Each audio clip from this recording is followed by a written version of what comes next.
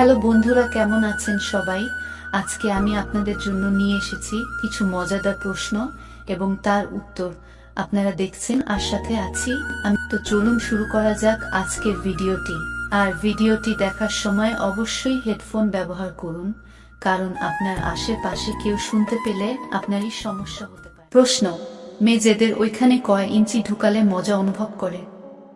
উত্তর: মেয়েদের ওইখানে 4-5 ইঞ্চি মেশিন ঢুকালে অনেক শান্তি পায়। প্রশ্ন: কোন সময় বৌদিরা এক রাতের ভিতরে 3-4 বার লাগাতে বলে? উত্তর: যখন নতুন নতুন বিয়ে হয় তখন এক রাতের ভিতরে 3-4 বার লাগাতে বলে। প্রশ্ন: অস্ত্রের আগা মোটা ও চিকন, সেক্ষেত্রে কি করবেন? উত্তর: এটা কোনো রোগ না, এটা অস্ত্রের স্বাভাবিক গঠন।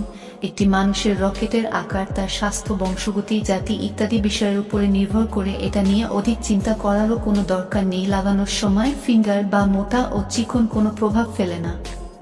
প্রশ্ন: কি খেলে মেয়েদের থাপাতে থাপাতে দাঁত লাগিয়ে দেবেন?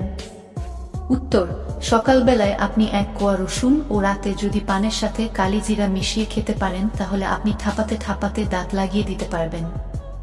প্রশ্ন: কিভাবে করলে তাড়াতাড়ি মাল বের হবে না?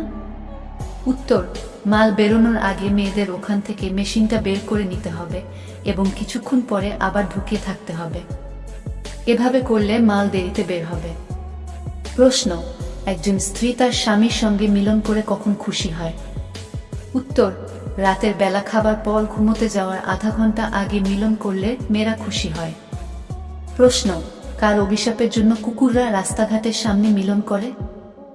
উত্তর: মহাভারতের দ্রৌপদী কুকুরদের এই অভিশাপ দিয়েছিলেন।